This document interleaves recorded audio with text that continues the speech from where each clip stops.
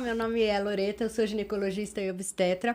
A gente está na segunda temporada do Lorecast e esse episódio ele é mais voltado à saúde mental das pessoas e qualidade de vida. Eu vou frisar um pouco mais em mulher hoje, e aí eu convidei a Patrícia, que eu conheci de uma forma inusitada. A gente foi num jantar às cegas, né? Eu fui com meu marido, ela tava lá e ela toda solta veio, se apresentou, conversou. E assim, surpreendentemente, ela faz algo que me interessa muito. Então, ela é psicóloga e mestre em administração pela PUC. Ela é especialista e instrutora de mindfulness e facilitadora de meditação para a área de saúde, todos pela Unifesp. É professora de mindfulness e autocompaixão. É instrutora de mindfulness para crianças e adolescentes com atuação em escolas. Nossa, quanta coisa, hein? Trabalha como instrutora de mindfulness no Núcleo de Cuidados Integrativos do Hospital Sírio-Libanês em São Paulo. É psicoterapeuta focada na compaixão, consultora e palestrante. Com experiência docente de 8 anos em faculdades e pós-graduação. E a gente vai começar hoje, falando da prática de mindfulness para abertura da nossa mente a essa atividade que pouca gente conhece, né? A gente ouve muito falar, mas a gente não sabe especificamente o que é, que era aquilo que a gente estava conversando no jantar. A gente fala que é importante e eu queria que você explicasse por que é importante fazer isso e qual é o trabalho que isso pode te melhorar como pessoa. Bom, vamos começar fazendo uma aterrissagem? Aterrissagem no momento presente, aterrissagem para a gente poder estabilizar nossa atenção aqui e agora. Vou pedir para você ficar numa posição confortável, quem estiver nos acompanhando também. Se for confortável, pode fechar os olhos e observe e pergunte para você mesma como é que você está agora. Observa em silêncio. Ai, e meu aí Deus. a gente já... Ok, pode abrir os olhos. E me fala, o que você percebeu, Loreta? O que eu percebi é o momento em que eu parei de olhar o todo e me concentrei um pouco mais no que a gente vai fazer, né? Como se fosse um preparo. Sim, e como você está? O que você percebeu de você? Eu sou uma pessoa que minha mente não para. Eu tô sempre antevendo coisas, pensando em coisas. E nesse momento eu só lembrei que a gente vai fazer o que tem que fazer. Você acha isso importante? Sim, claro. Agora, com relação a você, você percebeu então que os seus pensamentos estavam mais no futuro? Sempre. Ok, muito bem. Quando a gente para se perceber, a gente pode se perceber sobre 3 aspectos. Primeiro, o corpo. Como está o corpo? Posso perceber que meu corpo está cansado, posso perceber que está relaxado, posso perceber que eu estou com uma dor e assim por diante. Segundo, as emoções. Como é que estão as emoções? Posso estar ansiosa, posso estar tranquila, posso estar feliz, posso estar triste, né? E terceiro, os nossos pensamentos, a nossa mente. Então, como é que está a nossa mente? Os pensamentos estão agitados, estão vindo aí um atrás do outro, mais voltados para o futuro, né? Ou estão mais tranquilos, ou estão, por exemplo, voltados mais no passado, ou estão julgando o que se está fazendo. Então, mindfulness é isso, é a gente perceber como é que está o momento presente. Atenção ao momento presente, mas não é uma mera atenção, é uma atenção que, em primeiro lugar, precisa de intenção. Por que intenção? Aqui onde nós estamos tem uma porta. Se alguém, de repente, abrir essa porta bruscamente, não vai ser nem de propósito, mas eu tenho certeza que todo mundo que está nessa sala vai olhar. Acho que é muito mais um instinto de sobrevivência, e eu até brinco que se tivesse um gato e um cachorro, acredito que também fariam o mesmo, né? Então, essa atenção para o que está acontecendo não é uma atenção com intenção, é uma coisa mais instintiva. Já mindfulness precisa de intenção. Já vou falar até por quê. Além disso, mindfulness está ligado a outras atitudes como curiosidade, como abertura, aceitação. Eu percebo como eu estou aberta para perceber como eu estou e eu não fico brigando. Se eu percebo uma dor, eu não vou ficar brigando com essa dor, lembrando que eu talvez tenha abusado na academia, então já fico culpando alguém por causa disso. Não, simplesmente eu percebo, agora é assim que eu estou e eu aceito. É o não julgamento, exatamente. Então, o não julgamento que, por sinal, julgar é uma coisa que a gente faz muito, a gente aprende desde pequenos, né? Até quem trabalha com CNV, com comunicação não violenta, fala muito disso também. Acontece que em 2010 foi feita uma pesquisa pela Harvard, nos Estados Unidos, muito interessante. Eles distribuíram uma série de iPhones pelo país e as pessoas só precisavam fazer uma coisa. Quando elas recebiam uma campainhazinha ali, elas tinham que responder 3 perguntas. Primeiro, o que você está fazendo? Segundo, em que você estava pensando? Terceiro, como você está se sentindo? Sabe o que eles descobriram?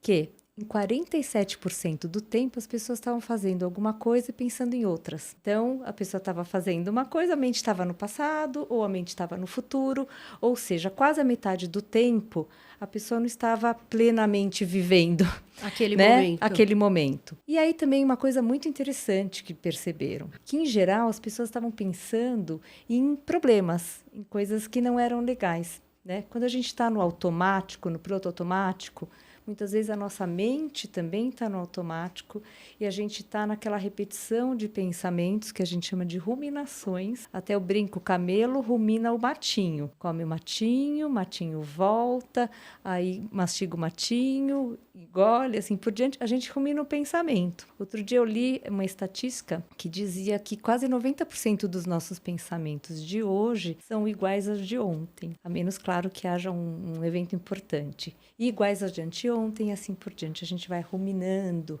os pensamentos. A gente rumina muito sofrimento, você não acha? Sim, sim. E isso tem a ver com o viés do ser humano que também está ligado à sobrevivência. Aliás, o ser humano, olha que interessante essa frase, a primeira vez que eu ouvi, eu achei muito interessante e ela é muito implacável, assim. O ser humano evoluiu para a sobrevivência e não para a felicidade. Então, que lindo. A gente tem um modo de ser que está muito mais ligado para a sobrevivência, ou seja, para a gente se preservar, por exemplo, economia de energia, né? Eu gosto de... Neurociência é muito legal e tem muito a ver com mindfulness e permite que a gente compreenda o funcionamento da nossa mente. Vamos pensar numa criancinha que está começando a caminhar? Essa criancinha está gastando um monte de energia para aprender a andar. Então assim, ela tem que ficar super focada em todos os detalhes, a cabeça é desproporcional em relação ao corpo, qualquer coisa tomba, a força que vai colocar, o quanto vai levantar a perna, o pé, etc. Então, ela está gastando muita energia e muito oxigênio. O cérebro gasta em torno de 20% da energia e do oxigênio do nosso corpo, mas proporcionalmente ele equivale a 1,4% a 2% de todo o corpo, pensando num adulto. Ou seja, ele gasta muito. Então, a gente faz coisas, ou somos levados a fazer coisas, porque isso é inconsciente, isso é uma coisa que é instintiva, enfim, para economizar energia. Então, a criança, a partir do momento que ela começa a repetir a caminhada, vai levantando, vai caindo, vai levantando, vai caindo, ela vai criando uma rede neural, né, no cérebro, as sinapses já estão prontinhas ali, e aí ela não precisa exatamente. Aí a caminhada fica automática e gasta-se muito menos para caminhar, né, menos energia, menos oxigênio, tanto que a gente caminha de olho fechado, no escuro, a gente corre, a gente anda na calçada olhando os prédios, procurando número, olhando os carros que estão passando, assim por diante. E não penso mais nessa ação. Exatamente, sem precisar pensar nessa ação. Claro, a menos que a pessoa tenha algum problema neurológico, etc., mas a pessoa não tem nenhum problema, isso vai ser automatizado, como tantas outras coisas na nossa vida. Isso é ruim? Não, é bom. Já pensou se todo mundo na rua e no trabalho, etc., caminhasse como uma criancinha, né? Ia ser bem complicado. Já pensou se todo mundo dirigisse num trânsito caótico como é o de São Paulo, ainda mais num dia de chuva como hoje? Como se estivesse na autoescola? Quando você começa a dirigir, você tem que pensar. Agora eu vou acelerar, agora eu vou frear, agora eu vou mudar a marcha se for um carro automático, eu vou virar para cá, eu vou virar para lá, tem que fazer cálculos, etc. No começo, a pessoa fica muito Perdão, microfone. No começo a pessoa fica totalmente voltada para aquilo, depois ela vai fazendo mais automaticamente. E você acha que essa atitude, ela começa a tomar conta do seu dia a dia? Porque tem uma queixa muito grande que eu pego as mulheres e falo assim, minha memória está péssima. Existe uma queda da cognição com a menopausa, mas são coisas que são pouco perceptíveis no dia a dia. Talvez essa falta de atenção que as pessoas falam assim, minha memória está terrível, é porque a pessoa não foca naquilo que está fazendo, mais do que na parte hormonal. Bom, eu não sou médica, então a parte hormonal, eu sei que ela interfere. Eu acho que mais do que uma queda na cognição, eu acho que é uma queda na questão da atenção também, né? Porque a memória está diretamente ligada à atenção. Se você pergunta para quem nunca, né, conheceu alguém, perguntou o nome e daqui a pouco pergunta o nome de novo porque não estava prestando atenção, né? Outro dia até foi engraçado, porque eu perguntei o nome de uma pessoa, a gente começou a conversar, Jane. Então, não sei o que, daqui a pouco, como você chama mesmo? Jane, lembra do Tarzan? Então, Jane do Tarzan. Nunca mais esqueci. Mas se eu não tivesse feito essa associação na hora, se eu tivesse feito, eu não teria esquecido. Mas, claro, se eu tivesse também mais atenta, né? Então, tem uma série de... Memória também tem uma série de recursos que a gente pode usar, como, eu nem lembro mais, mas é o castelo... Bom, eu não lembro, mas enfim, tem uma série de recursos que as pessoas podem usar e quem faz concursos sobre memória, etc. Que é aquele do castelo, que você vai guardando. Que é lá da Grécia Antiga. Isso. E tal, né? Então, você vai imaginando as coisas em determinados lugares. Quando você associa... É super importante a gente, em primeiro lugar, a atenção, o foco, né? As associações também são muito importantes. Ela chama Jane e vou lembrar do Tarzan. Ela, sei lá, chama Angélica, vou lembrar que ela é uma pessoa muito angelical, muito doce, não sei o quê, e assim por diante.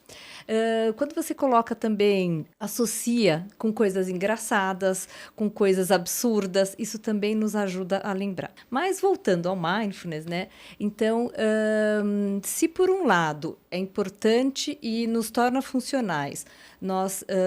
economizarmos essa energia. Isso, economizarmos essa energia, fazendo as coisas no automático.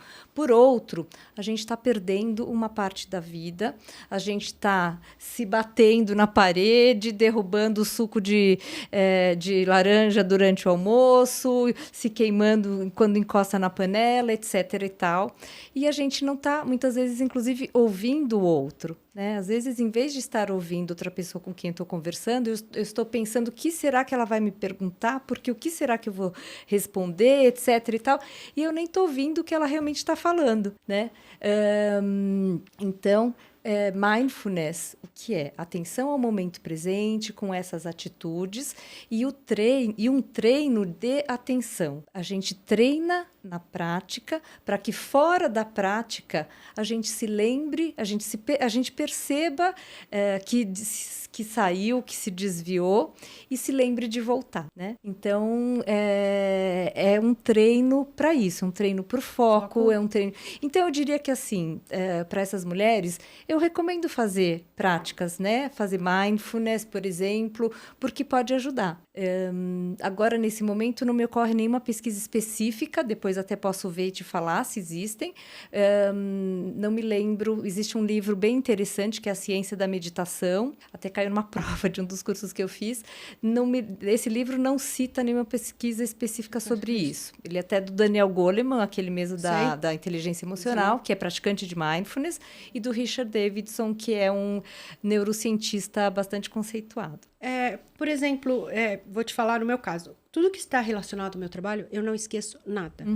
Mas eu esqueço todo o resto. Eu esqueço onde eu deixei a chave, eu vivo perdendo meu telefone, eu vivo perdendo minha carteira.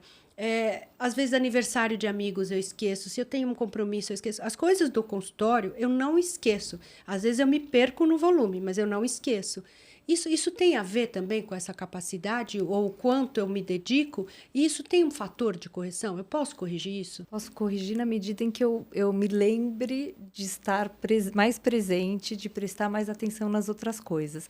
Porque muitas vezes a nossa atenção, como ela é seletiva, então a gente acaba priorizando, por exemplo, aquilo que tem a ver com o trabalho, né? Começaram a surgir muitos muitas pesquisas que têm crescido assim exponencialmente e elas mostram muitos benefícios para a saúde física, mental. Então, por exemplo, uma coisa que é bastante óbvia até e que tem a ver com o que a gente está falando, a questão da atenção, a questão do foco, da concentração, o que mais? E lógico que isso também vai ajudar, por exemplo, no desempenho, na performance, no desempenho para uma prova, para produtividade, etc.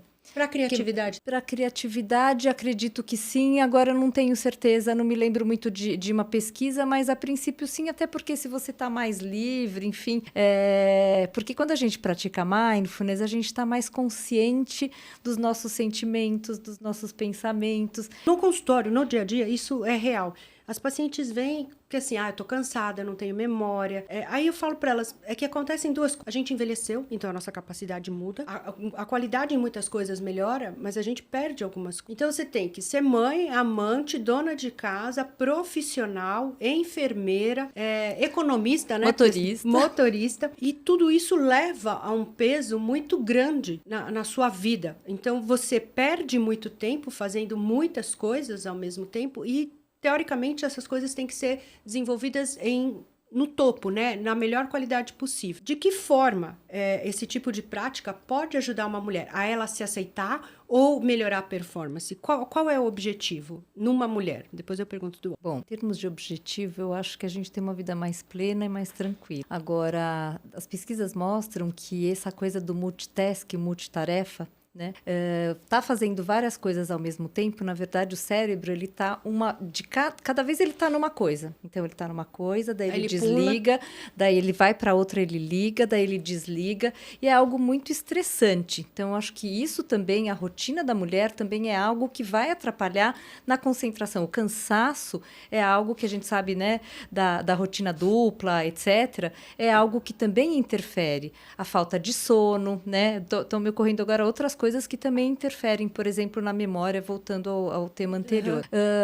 Quando a gente pratica mindfulness, então, a gente aprende a focar, né, e ficar mais ali onde nos interessa. Eu gosto de falar sobre uma coisa interessante, que é o foco da nossa meditação, por exemplo, porque já vou falar um pouquinho mais sobre essa questão da meditação. O foco de uma meditação em mindfulness a gente chama de âncora. Por quê? Né? Eu sempre falo, porque senão a nossa atenção ela fica divagando, ela fica como um barquinho que vai para um lado, o vento manda para cá, vai para cá, o vento manda para lá, vai para lá. Mas se você colocar uma âncora, o barquinho vai ficar onde a gente quer. Né? Da mesma forma, a nossa atenção, se a gente tiver um foco, que a gente chama de âncora, a nossa atenção nós vamos treinar a atenção naquele ponto em que a gente quer. Então, nesse sentido, é algo bastante importante. De novo, a questão do multitarefa, é algo também que estressa muito. Então, se a gente pudesse fazer coisas, uma coisa de cada vez, isso também não é uma qualidade, então. Pois é uma qualidade, é uma característica da mulher, na verdade, né? Estar em várias questões. O homem ele é mais focado em uma coisa, né? Sim, é bem diferente.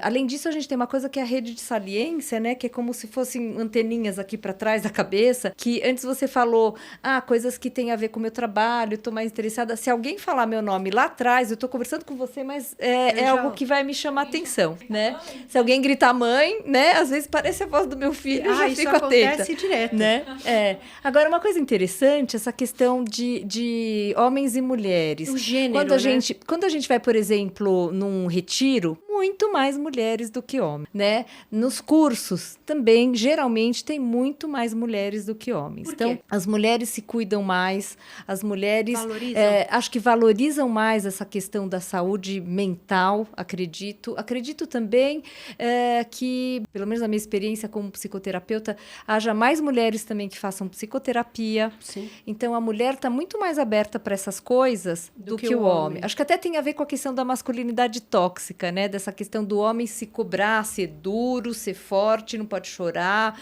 não pode... É como se fosse mostrar uma fragilidade, dizer que ele faz terapia, por exemplo, ou talvez até dizer que ele medita. Isso é coisa de bobo, isso é besteira. né? O preconceito que tem em Isso cima tudo. disso, muitas vezes.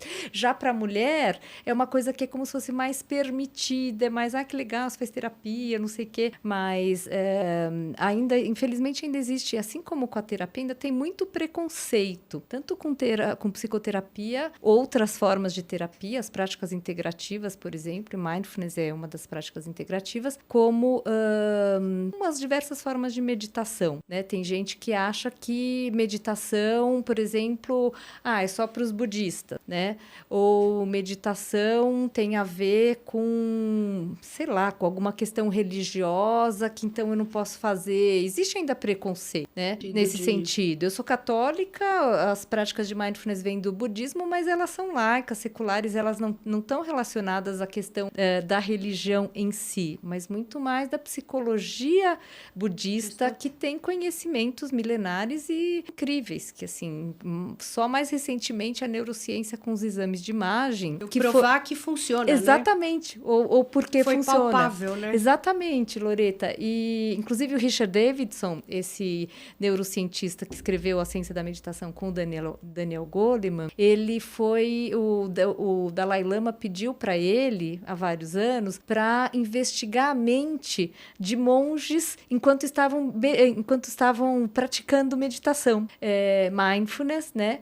E também fazendo práticas de compaixão. E aí eles começaram a entender aí o que acontece no cérebro, começaram a fazer exames de neuroimagem que foram também ajudando na questão das pesquisas. Sabe que você falou tudo?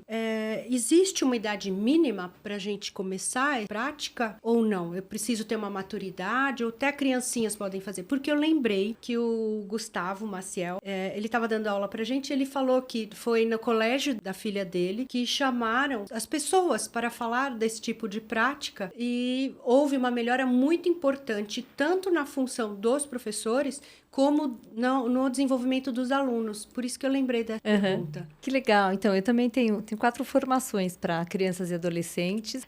Quando a criança é muito pequena, a gente pode fazer a partir de uma certa idade, né? Talvez 3 anos. Depende também da maturidade da criança, porque é bastante individual essa questão. Mas a gente pode fazer com ela... Primeiro tem que ser uma coisa rápida, tem que ser uma coisa lúdica e uma coisa que chame a atenção dela, mas a gente trabalha mais com a respiração. Por exemplo, você pode pedir para a criança ficar deitada, colocar um bichinho de pelúcia na barriga dela e vamos observar quando a gente pira, enche o peito de ar, o bichinho levanta. Aí depois a gente solta o ar e aí o bichinho desce. Então a gente respira, entra ar e aí a criança vai colocando, vai aprendendo a colocar a sua atenção nisso.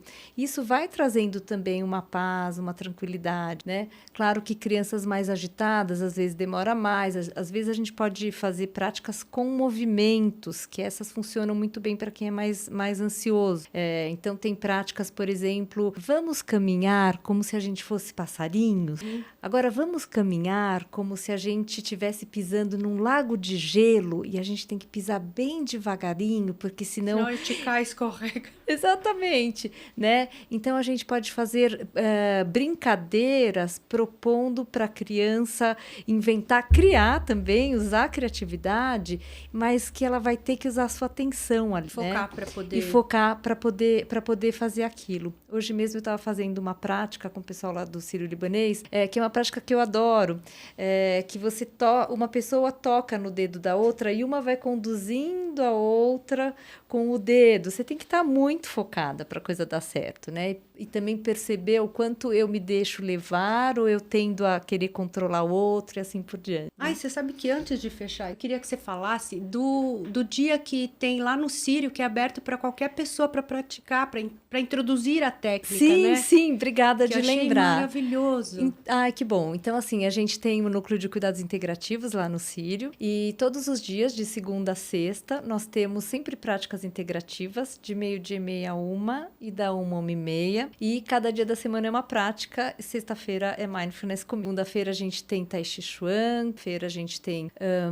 relaxamento, mente e corpo. Quarta-feira a gente tem Jinshin Jutsu, que é uma espécie de uma tour em que você, em vez de agulhas, você usa os dedos ou as mãos. Quinta a gente tem yoga.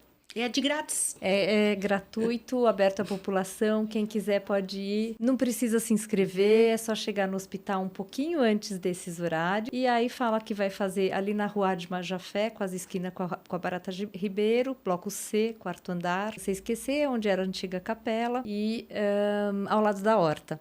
Então, tá, verdade. quem quiser pode ir, é gratuito, pode ir todos os dias. A gente tem algumas pessoas que vão lá só para fazer, às vezes até moram longe e vão lá só para fazer prática com a gente. Então você não perca essa oportunidade, porque é difícil, é um lugar maravilhoso, né? O prédio é fantástico. A Paty também maravilhosa, todo mundo que tá lá são pessoas de excelência, sem nenhum fim lucrativo. Viu como dá para ter saúde de graça ainda? E é na Sala do Silêncio, que é uma sala muito bonita, assim, muito agradável, que traz esse clima, enfim, do autocuidado.